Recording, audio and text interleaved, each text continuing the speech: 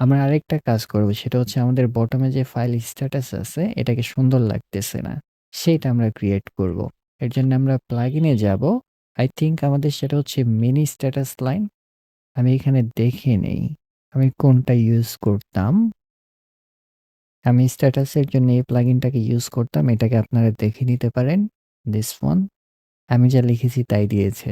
আমারটা ফরম্যাটেড করা আছে। জাস্ট এখানে কপি করব। দেন আমি এখানে চলে যাই। এখানে কিন্তু নতুন একটা ফাইল ক্রিয়েট করার জন্যে আমরা যে ফোল্ডারে থাকবো, সেখানে যদি এতে প্রেস করি তাহলে আমাদের একটা ডায়ালগ চলে আসবে। এবং আমাদের এইখানে একটা ফাইল নাম দেওয়া লাগবে। আমরা এখানে দিতে পারি যে স্ট্যাটাস লাইন ডট লুয়া। তাহলে এখানে আমাদের স্ট্যাটাস লাইন লুয়া ফাইলটা কিন্তু ক্রিয়েট হয়েছে। আমরা এখানে একটা এন্টার প্রেস করব। তখন দেখতে পাবো যে আমাদের কার্সারটা এদিকে চলে এসেছে। আমরা যদি চাই যে আমাদের নিউ ট্রিটাকে হাইড করে দেব, তখন আমরা কি করব? লিডারই প্রেস করব। এখন আমি যেটা কপি করেছি, আমার এই যে এখান থেকে, এটা আমি এখানে যাব, এখানে জাস্ট পিতে পেস্ট করব। একটা জিনিস খেয়াল করুন, এখন কিন্তু আমরা মাউসের রাইট ক্লিক করে ভিতে পেস্ট করতেছি না। আমি কি লিখেছি এখানে দেখে নিন। এটা কিন্তু এখন আমরা সেভ করিনি, তাই না? এটাকে সেভ করার জন্য কলন ডাব্লিউ দেব। এখন যদি আপনাদের মাঝে কোশ্চেন জাগে যে আসলে আমাদের পিতে প্রেস করার পর এটা কেন পেস্ট হলো? আমরা যদি আমাদের কনফিগ ইনিট লোয়াতে যাই এবং এইখানে এই ক্লিপবোর্ডের জিনিসটা দেখি, এখানে আমরা লিখেছি যে আনএমএন প্লাস অর্থাৎ আমরা ভেতর থেকে বাইরে কপি পেস্ট করতে পারবো এবং বাইরে থেকে ভেতরেও কপি পেস্ট করতে পারবো। কিন্তু আপনাদের কিন্তু একটা ক্লিপ বা এক্স ক্লিপ এই জাতীয় একটা ক্লিপবোর্ড লাগবে। আমাদের এখন কি করা লাগবে? এখান থেকে আমরা লেজিকে রান করতে পারি। হোল্ড অন, এটাকে এখন আপডেট দেই দেখি। আচ্ছা, ওই জিনিসটা এখন ইনস্টল হয়নি। আমরা আইতে প্রেস করব। শিফট আই কিন্তু। তাহলে আমাদের এই জিনিসটা ইনস্টল হয়েছে। আমাদের বের হয়ে যেতে হবে।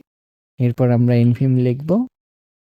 You need to set before loading lazy. I did it there. Anyway, complain করতেছে, তাই না? এখন খেয়াল করুন। আমরা যখন নরমাল মোডে আমাদের এখানে কিন্তু এন শো করতেছে। আমরা যদি ভিজুয়াল মোডে যাই তাহলে ভি শো করতেছে। আবার নরমাল মোডে ব্যাক করলাম, ভিজুয়াল লাইন মোডে গেলাম বা আপনারা এখানে কমান্ড মোডে যেতে পারেন। আপনারা যে মোডে যাবেন এটা এখানে শো করবে। এখন আপনারা যদি কোনো একটা থিম চেঞ্জ করতে চান তখন কি করবেন? তখন আপনারা লোয়াতে যাবেন, প্লাগইনে যাবেন, তার লোয়া কোডটুকু পেস্ট করবেন। আমরা যদি আমাদের ব্রাউজারে যাই, আমি সাধারণত টোকিও নাইট থিমটাকে বেশি ব্যবহার করি এবং ওয়ানডার্ক আগে ব্যবহার করতাম। আপনারা জাস্ট এই জিনিসটুকু সেখান থেকে রিটার্ন করবেন।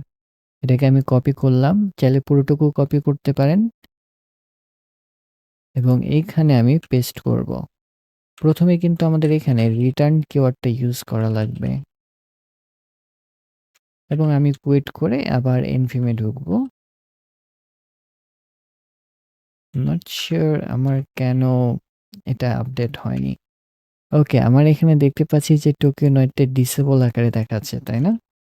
I think I know why. আমরা আমাদের প্লাগইনে যাব, থিমে যাব, ইনডেক্সটাকে ডিসেবল আকারে শো করেছি। So enable is equal to true হবে জাস্ট। এখন কুইট করে যদি nvim এ যাই তাহলে আমাদের টোকিও নাইট থিমটা ইনস্টল নেবে এবং অটোমেটিক সেট হয়ে যাবে। This is the beauty of Neovim. Like this looks much better.